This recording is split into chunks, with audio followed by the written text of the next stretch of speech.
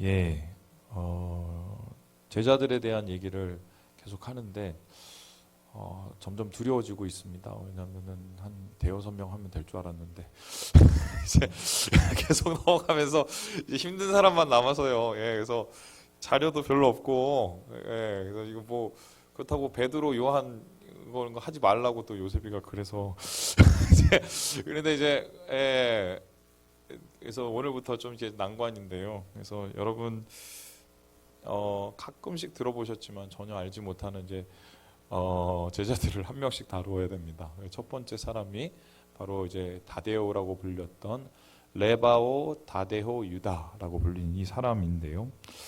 이 사람의 모습은 이제 다음과 같습니다. 다다이오스, 그러니까 헬라어로 말하면 다다이오스입니다. 그리고 영어로 하면은 더데우스 이렇게 되고요. 근데 이 다데오라고 불리는 이 사람은 작은 야고보가 두 명 있지 않습니까? 큰 야고보는 지난주에 했고, 큰 야고보는 요한의 형이죠.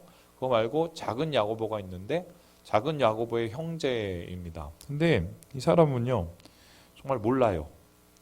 누군지 알 수가 없어요. 성경에 안 나와요. 그냥 몇 줄 딱 겨 있고 어디 출신인지 직업이 어딘지도 전혀 알 수가 없습니다. 그런데 이제 많은 사람들은 이 사람의 이름이나 이 사람의 발언이나 그리고 전설에 의지해서 이 사람을 추정을 하기를, 성경에 이제 맨 뒤쪽에 가보면은 유다서라는 게 있어요. 딱 한 장에 불과한데 이 유다서의 저자가 아닐까라고 추정을 하는데 이것도 추정입니다. 만일에 이 사람이 유다의 저자가 맞다면 예수님과 아마 그 친인척 관계인 사람이 맞을 거고요. 그런데 정확히 그것도 모르기 때문에 유다서의 저자가 예수님의 동생인지 아니면은 이 다데오라고 불리는 이 사람의 작품인지는 잘 모릅니다. 그런데 이 다데오라는 뜻은 어떤 뜻이냐? 가슴이란 뜻이에요. 가슴. 근데 정확하게 말하면 남자의 가슴이 아니라 누구의 가슴이요? 여자의 가슴이에요. 그러면 여자의 가슴 앞에 뭐라고 붙입니까? 앞에 지읒, 적가슴이죠. 그래서 적가슴이에요. 그러면은 어떻게 그런 이름을 붙였지? 하고 생각을 했었을 때 뭐 좀 이따가 알겠지만 일종 별명이에요. 별명. 근데 이 다데오라는 사람은 사실 우리가 알지 잘 못했죠. 12제자 중에도 침묵되어 있는 사람인데 최근에 들어서 이 다데오가 굉장히 유명해졌습니다. 아마 예수님 시대보다도 훨씬 더 유명해진 것 같은데요. 바로 이 사진 때문입니다. 보여주시죠. 이게 뭐냐? 청도에 있는 공설운동장에서 집회가 하나 열렸습니다.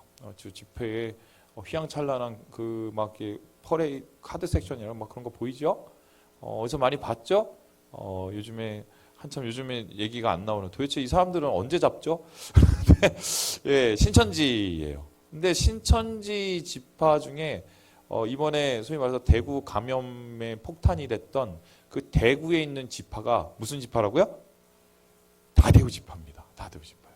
근데 이 다데오 지파의 수준이 어느 정도냐면 신천지 여러 12지파 중에 제일 급성장한 지파예요. 그래서 이번에 이 사태가 터진 이유도 뭐냐면 계속해서 급성장을 하니까 이 본부에서는 다데오 지파의 이 공적과 이걸 알리기 위해서 일종의 좀 10,000명이 넘는 사람을 데리고 수료식을 하게 되죠. 그래서 이것이 감염 확산에 문제가 돼서 여러분 알듯이 오늘과 같은 이런 10,000명이 넘는 감염자가 생기지 않았습니까? 그런데 그 지파가, 이 대구에 있는 그 지파가 사실 다데오 지파예요. 다데오 지파. 그런데 실제적으로 이 다데오의 이름을 보고 다데오의 이 관한 말씀을 보면 이렇게 널리 알려지거나 아니면 이렇게 굉장히 열심히 하거나 아니면 그렇게 특출나게 드러난 사람은 아닙니다. 그래서 이 다데오는 성경에서 이 세 가지 이름이 등장하는데요. 이거 한번 보시죠. 이겁니다. 보여주시죠. 바로 레바오라는 이름, 그다음에 다데오라는 이름, 유다라는 이름이 있습니다. 우리 함께 마태복음 10장 3절의 말씀을 같이 한번 읽어보겠습니다. 시작. 빌립과 바돌로메, 도마와 세리마테, 알페오의 아들 야고보와 다데오. 여기서 이 다데오가 알페오 아들 야고보, 그러니까 작은 야고보죠. 작은 야고보와 같이 형제이기 때문에 묶어져 있지요. 근데 우리 개역 개정에서는 이 다데오라고 써 있는데요. 이 킹제임스 버전에 보면 이 다데오에 대해서 다른 식으로 이렇게 적혀 있어요. 그러니까 원문을 그대로 번역을 한 건데요. 한번 보여주시죠. 이게 뭐냐면 레비우스 whose surname was Dedius 이게요. 이게 뭐냐면은 다데오라는 별명을 가진 레비우스, 라바오스라는 사람입니다. 그러면은 이 사람의 원래 이름은 다데오가 아니라 레비우스 혹은 레바오일 가능성이 많는데요. 그러면은 이 다데오라는 이름과 레비우스라는 이름은 도대체 어떤 관계가 있느냐? 이 다데우스라는 이름은 말 그대로 여인의 가슴, 이 젖가슴을 뜻하고 레바오 혹은 레비우스라는 이 말은 뭐냐면은 심장을 뜻합니다. 그러니까 이건 이 히브리에서 내려오는 레바브에서 되는 건데 이건 우리의 심장, 중심을 뜻하는데요. 이 두 가지 단어가 동시다발적으로 등장한 것은 이 사람은 뭔가는 잘 모르지만 마음과 중심에 대한 얘기가 통해 있다는 것을 볼 수 있습니다. 그래서 어떤 학자들은 왜 이 사람을 하필이면 다데오라고 불렀을까라고 얘기를 했었을 때 이 뭐 젖가슴 얘기 나오고 그리고 뭐 심장 얘기 나오니까 아마 이게 뭐 마마보이라고 오늘날 부르는 것처럼 그런 거 아니야? 아이고 제가 그냥 엄마 젖이나 빨고 와야지 뭐 이런 식으로 이 사람이 좀 어느 정도 기질이 마마보이 기질이 있어서 좀 유약한 기질이 있어서 이렇게 부르는 것 아닌가라고 얘기를 하지만 사실 그것도 추정일 뿐 알 수가 없어요. 그런데 우리가 이 다데오라는 이 사람, 이 다데오라는 이 별명을 가진 이 사람에 대해서 좀 고민해 볼 것이 있는 게요. 바로 요한복음 누가복음 6장 말씀입니다. 누가복음 6장 말씀 함께 읽도록 하겠습니다. 시작. 야고보의 아들 유다와 예수를 파는 자 될 가룟 유다라. 여기서 우리가 왜 이 사람의 이름이 무엇이고 그 이름 대신 왜 다데오라는 이름을 썼는지 알 수 있는데요. 지금 유다가 두 명이에요. 유다가 두 명인데 가룟 출신, 가룟인 유다가 있고요. 우리가 흔히 말하는 가룟 유다예요. 가룟 유다는 이름이 가룟이 아니에요. 가롯 출신의 유다라는 사람이 있고요. 그 다음에 그 사람하고 이름이 똑같지만 야고보의 아들 혹은 야고보의 형제인 유다가 있습니다. 그러면은 이 초대에 이 유다라는 이름은 예수님의 제자임에도 불구하고 사람들이 입에서 내뱉기가 되게 힘든 거였어요. 왜요? 예수님을 팔아먹었죠. 그리고 거기 아니라 자기가 자살해서 죽었죠. 그래서 이 초대교회의 유다라는 이름은 일종의 불명예요, 수치스러운 이름이었기 때문에 같은 12제자의 이름을 속에서 유다라는 이름을 떠올려서 가룟 유다와 이렇게 좀 오버랩이 되는 것을 싫어했던 것 같아요. 그래서 이 사람이 그냥 유다였을 가능성이 많지만 그 이름 대신에 다데오라는 이 가슴이라는 이름 그리고 레바오라는 이름 이 소위 말해서 그 중심이라는 심장이라는 이름을 이렇게 다시 말해서 쓴 것 같다. 그렇다면 우리가 한번 생각을 해보시겠습니다. 유다라는 이름은 무엇인가? 유다라는 이름은 찬양하다는 것이거든요. 근데 이 찬양하다는 이름이 굉장히 중요한 게 뭐냐면 이 이스라엘의 역사에서 가장 중요한 지파가 뭐냐면 유다 지파예요. 이 유다 지파에서 다윗이 태어났고 또한 예수님 역시도 유다 지파였거든요. 그러면은 유다라는 이름을 가졌다는 것은 뭐냐면 그의 이름 속에서 이미 뭔가 자랑할 만한 이 위에서부터 내려오는 가문의 피가 있었다는 것을 우리가 예상해 볼 수 있습니다. 그런데도 불구하고 이런 이름을 쓸 수 없었던 이유는 사실 12제자 중에 가룟 유다는 부각이 된 반면 이 다데오 유다라는 사람은 사실은 별로 존재감이 없는 사람이었던 것 같아요. 그래 놓으니까 보통 사람 유다 이러면 그 배신자 이렇게 될 가능성이 많으니까 이 사람을 그냥 다데오라고 부른 것이다 라고 얘기를 하겠습니다. 그런데요, 공교롭게도 이 유다라는 말, 레바오라는 말, 다데오라는 말이 이 사람이 했던 말과 좀 관계가 있어요. 이게 무슨 소리냐? 우리 함께 요한복음 14장 22절 말씀을 같이 한번 읽어보겠습니다. 시작. 가룟인 아닌 유다가 이르되 주여 어찌하여 자기를 우리에게는 나타내시고 세상에는 아니하려 하시나이까. 이게 유다가 공식적으로 유일하게 한 얘기입니다. 다데오 유다가 유일하게 예수님한테 한 얘기입니다. 그러면 이때가 어떤 때냐? 예수님께서 마지막 만찬을 하시면서 제자들 발을 다 씻겨주셨어요. 제자들이 영문을 모르죠? 예수님 왜 이러시나? 근데 예수님께서 또 떡을 떼시고 포도주를 나누시면서 마치 내일 죽으실 분처럼 막 이렇게 장엄한 얘기를 하신단 말입니다. 이 상황 가운데 예수님께서 다 식사를 마치신 후에 뭐라고 하셨어요? 나 이제 좀 있으면 갈 거야. 잘 있어. 니들 잘하고 있어. 그러면 내가 나중에 니네들 다 데리러 올게. 이렇게 얘기를 하셨어요. 그러면 이제 사람들이 뭔가 멍해지죠. 아니 예수님 어딜 가시는데요? 그리고 한 사람은 우리 지난번에 본 것처럼 예수님 가시기 전에 하나님을 보여주세요. 이렇게 얼토당토한 속에 품은 얘기들을 막 하기 시작했단 말입니다. 그런데 이제 예수님께서 이에 대해서 어떻게 해요? 내가 가는 곳은 나중에 할 거야. 그리고 너희들도 분명히 그 길을 알게 될 거야. 나는 길이고 생명이야. 이렇게 얘기하시고 하나님 보여달라는 사람에게는 뭐냐면 내가를 통해서 주님 하나님 보지 않았느냐라고 얘기를 하세요. 이렇게 얘기가 거의 정리돼 가고 있는데 갑자기 이 다데오라는 유다가 손을 바짝 들고 있어요. 그런데 예수님 물어볼 게 한 가지가 있습니다. 예수님은 왜 자기를 드러내지 않으세요? 이렇게 얘기를 한 겁니다. 이게 사실 앞뒤가 안 맞는 질문인데요. 예수님이 한참 자기가 죽으신 이후에 성령을 보내시고 그들을 포기하지 않을 이런 중차대한 얘기를 하고 있는데 이 다데오 유다는 갑자기 속에 있는 얘기를 꺼내는 거예요. 그동안 숨겨왔고 이 가슴에 이 심장에 부글부글 끓는 게 뭐였냐면은 예수님은 왜 안 유명해지세요? 였어요. 예수님은 왜 자신을 드러내지 않으세요? 였어요. 그러면 이 말에는 어떤 의미가 있냐면 두 가지 의미가 있는데요. 첫 번째, 제가 보기에 예수님은 3년 반 동안 제가 옆에서 쫓아다녔는데 예수님 보통 분이 아니시고 예수님은 충분히 존경받을 만한 분이시고 그리고 왕이 될 만한 분이시고 세상에 이 통치하실 만한 이런 충분한 이유가 있으신 분이 왜 이러고 총구석에서 계속 굴러다니면서 3년 반 동안 노숙을 하고 심지어 이제 눈앞에서 바로 이제 영광의 자리가 보이고 앉았는데 왜 예수님 맨날 숨어만 다니십니까? 그리고 왜 낮은 데로 다니십니까? 그리고 왜 예수님은 그렇게 자기 자신을 드러내는 거를 그렇게 좋아하지 않습니까? 예수님 무슨 대인기피증 환자세요? 이렇게 질문을 하고 있는 거예요. 그러니까 이 말 속에는 첫째로 예수님에 대한 애정이 숨어 있죠. 예수님을 인정하고 예수님을 사랑하고 또 예수님이 잘 되기 원하는 그 마음이 있었어요. 그리고 자기가 경험하고 자기가 아는 예수님을 자랑하고 싶은 마음이 이 다데오의 마음에 있었다는 것을 알 수 있습니다. 여러분 아시죠? 정말 사랑하고 정말 좋아하면은 얘기를 하고 다니잖아요. 아이고, 저 같은 경우는 많이 얘기하는 게 어느 집이 맛있다. 이 맛집에 가는데 야, 거기 만두가 죽인다. 제가 얼마 전에 시청 앞에 있는 메밀 국수집을 갔어요.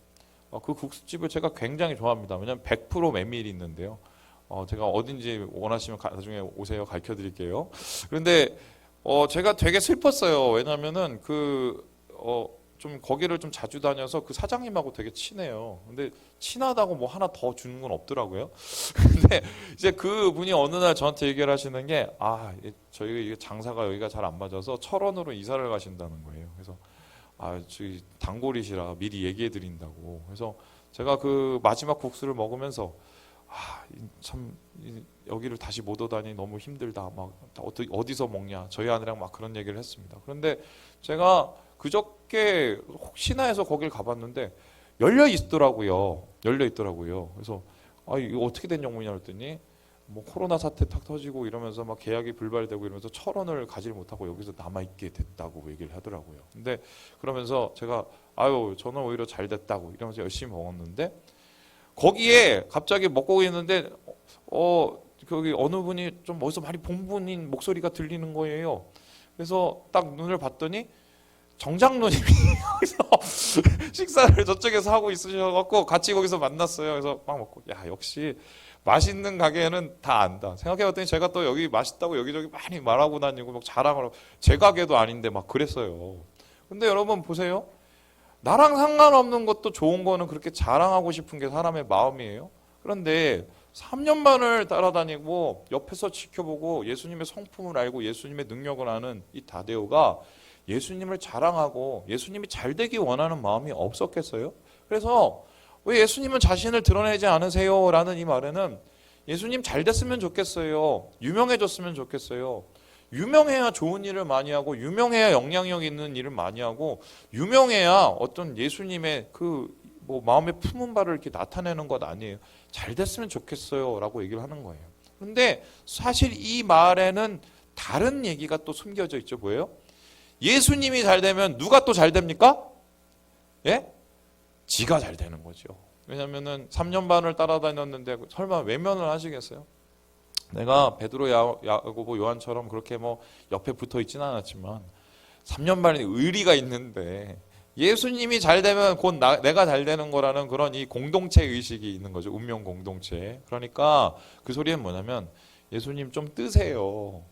좀 잘 돼 보세요. 그럼 저도 좀 잘 되게요. 저는 예수님 좀 덕 좀 보고 싶습니다. 라는 그런 좀 이렇게 철없지만 굉장히 좀 이렇게 순진한 그런 바람이 이 말 속에 숨어져 있는 것입니다. 여러분 우리도 그렇지 않습니까? 제가 요즘에 기분 좋은 것 중에 하나가 이렇게 하면 또 교만한 건가요? 우리 교회를 자랑하는 분들이 이제 많이 좀 늘어나요. 우리 교인들 중에. 그래서 제 자랑을 하는 건 잘 모르겠고요. 우리 교회를 자랑하시는 분들이 늘어나요. 아, 우리 교회는 뭐 이것도 하고 저것도 하고 이렇게 돕고 또 뭐 우리가 이렇게 자랑을 하시는 분들이 늘어나요. 이제 그렇게 자랑을 하신다는 의미는 뭐냐면 교회와 나를 같은 공동체, 같은 몸으로 생각하기 시작한다는 건데 굉장히 기뻐요. 제가 기뻐요. 그런데 이러한 이 다데오의 요구에 예수님께서는 그래, 네 말대로 한번 해볼까? 라고 했었으면 좋겠는데 전혀 이 앞뒤가 안 맞는 대답을 해요. 상황에 맞지 않는 질문과 전혀 질문에 맞지 않는 대답을 하는데요. 이게 무엇이냐? 우리 함께 우리 요한복음 14장 23절 말씀을 14장 23절 말씀을 같이 한번 읽어보겠습니다. 시작.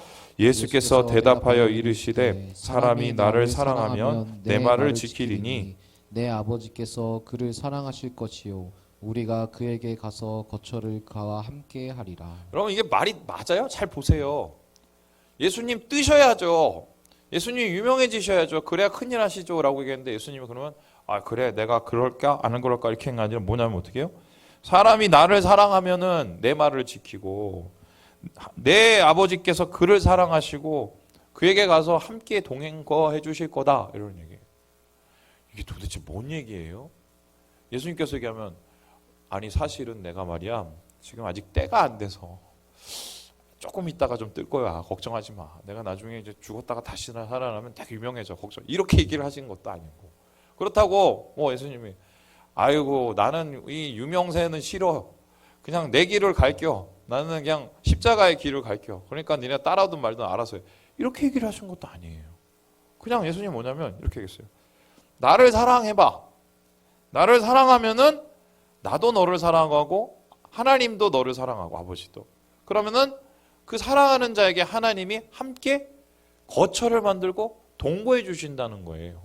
그러면 이 말을 바꿔서 얘기하면 뭐냐면 하나님은 우리 주님은 누구에게 자기를 나타내시는가?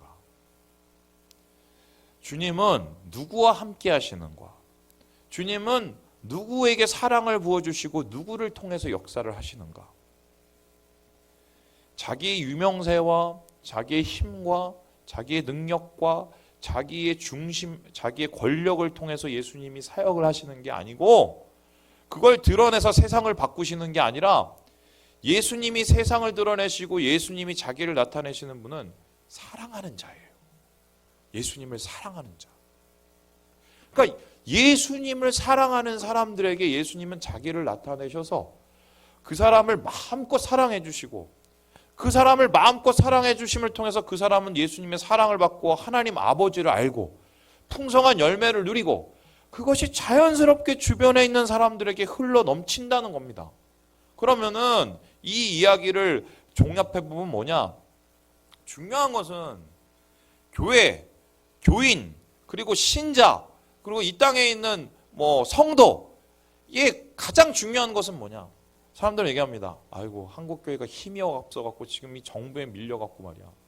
그러니까 우리가 힘을 합쳐갖고 우리가 이제는 한 목소리를 낼 때가 됐어. 그래서 정부가 꼼짝하지 못하고 예배 드린데 왔고 방해를 하고 말이야. 솔직히 저도 그런 마음이 좀 있어요.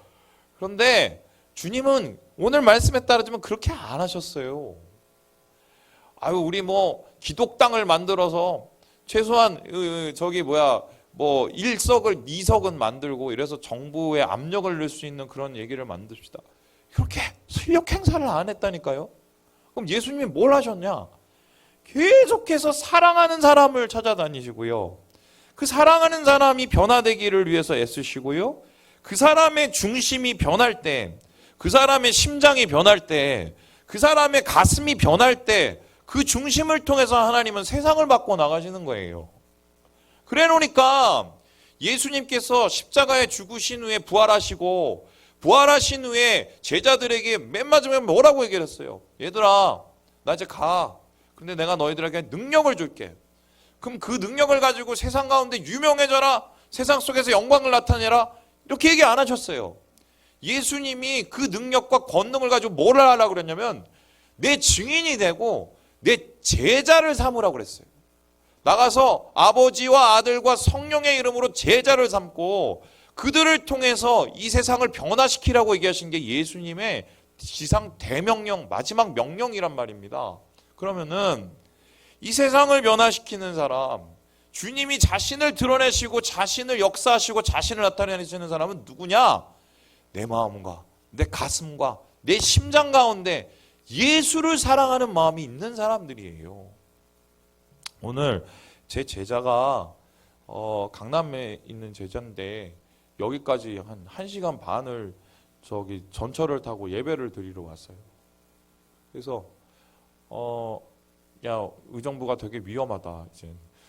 그래서 장담할 수가 없다. 그랬더니 그래도 오겠냐 했더니 오겠다고 해서 왔어요.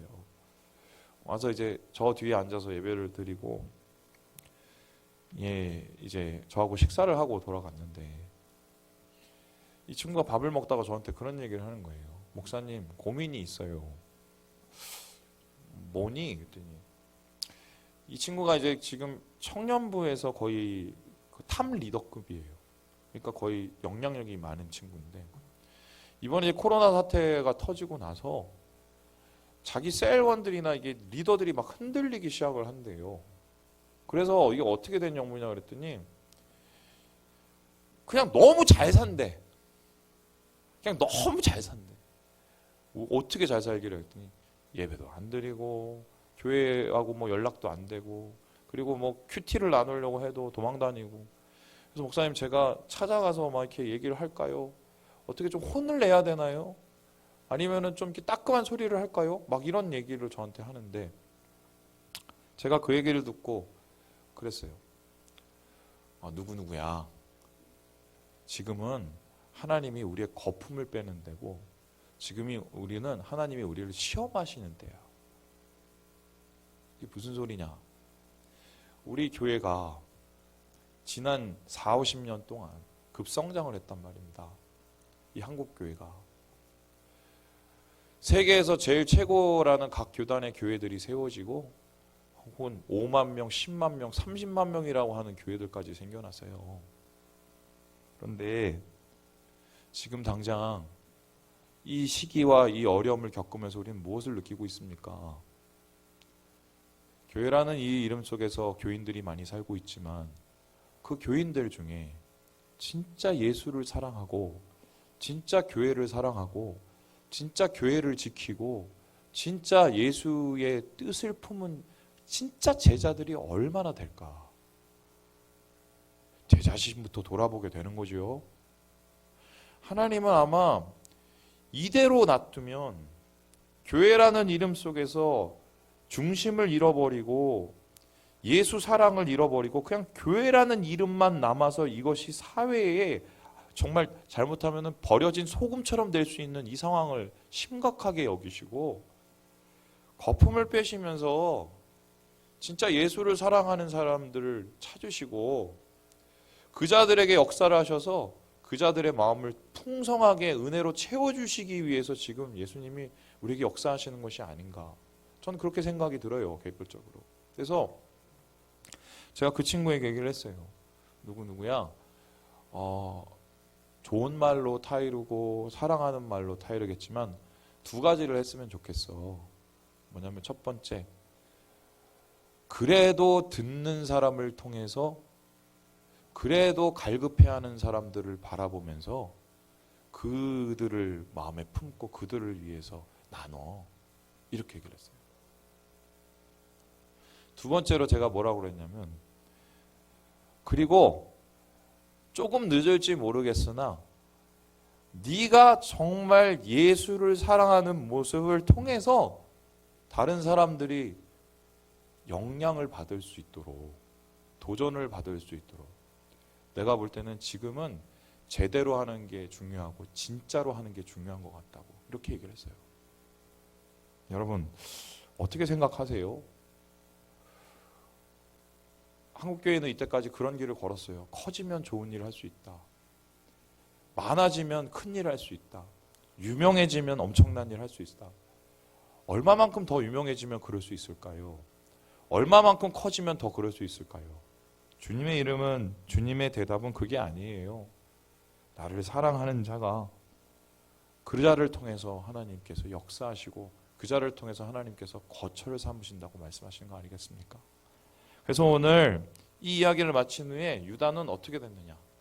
유다서를 읽어보니까 어느 정도 그 사람의 이후의 삶을 좀 살펴볼 수 있는 구절이 나타나는데, 이 유다서가 진짜 이 유다가 쓴지는 잘 모르겠으나 우리 함께 유다서 1장 20절 21절 말씀을 같이 한번 읽어보겠습니다. 시작.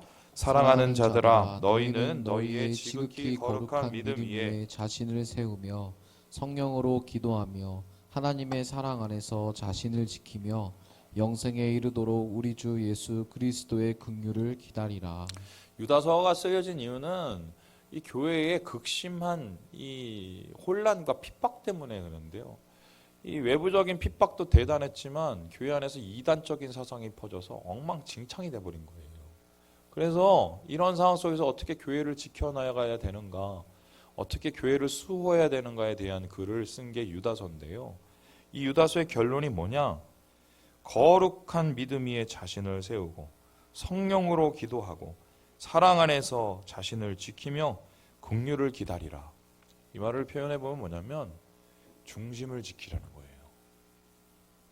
레바오, 중심을 사랑으로 지켜내라. 이게 유다서가 말하는 이 어려움과 말세를 이겨내는 지혜요 사랑이라고 말을 하고 있습니다. 결국 이 유다, 레바오, 다데오, 유다는 어떤 삶으로 주님 앞에 드려졌는가, 바로 이 그림을 보면 아는데요. 유다의 순교 장면입니다. 여기가 어디냐면 이제 페르시아예요. 이 사람이 터키 지방에 가서 선교를 하다가 시몬이라는 사람과 같이 선교를 하다가 이제 페르시아로 내려가서 그곳에서 선교를 합니다. 그런데 여기서 그 왕비를 어떻게 병에서 고쳐줬대요. 전승에 따르면. 근데 그것을 통해서 사람들이 예수를 믿게 되는 일이 많이 드러나고, 그러면서 그곳에 있는 우상들, 수많은 우상들을 내려놓고 예수께 돌아오는 역사가 일어난 거예요. 그래서 이 전승에 따르면 3,500명의 그 신자들이 이 다데오를 통해서 순식간에 예수를 믿는 결신이 일어났고, 페르시아 안에서 뭔가 예수 공동체가 세어나기 시작했는데, 그러니까 이렇게 뭔가 이 대단한 이 공동체가 세워지는 것을 보고 위기를 느낀 그곳에 있는 우상 숭배자들의 그 프리스트, 그러니까 이 사제들이 다데오를 어느 순간 잡아다가 순교를 했어요. 순교를 시켰어요. 근데 그 순교의 방법이 뭐냐? 곤봉으로 때려서 죽였어요. 그런데 이 자리에 다데오가 곤봉을 맞아서 죽는 그 자리에 3,500명의 신자 중에 많은 신자들이 그 자리를 떠나지 않고 다 같이 순교했어요. 중심을 지킨 거예요. 저는 이 다데오의 순교가 아직도 남아있다고 믿습니다. 지금 이 페르시아 지방은 여러분 아시는 것처럼 이란이에요. 이란에 선교를 하시는 분들의 얘기를 들어보면 지금 이란을 중심으로 뜨거운 성령의 역사들이 일어나고 있대요. 그곳에서 그 탄압이 일어나는 그 종교법이 그 삼엄한 그 속에서 예수를 믿는 이란인들이, 페르시안들이 지금 나타나서 정말 뜨겁게 예배하고 있다는 얘기를 듣고 제가 되게 도전을 많이 받았어요. 다데오의 후손들이에요. 중심을 지키는 후손들, 사랑을 지키는 후손들. 여러분, 말씀을 마칩니다. 마음을 지키는 것이 세상을 이기는 힘이 된다는 것을 기억하시고 주의 사랑을 마음에 품으시고 이 한 주를 주님과 함께 승리하시면서 보내시는 우리 모든 형제 자매들 되시길 주님의 이름으로 축원합니다. 기도하겠습니다.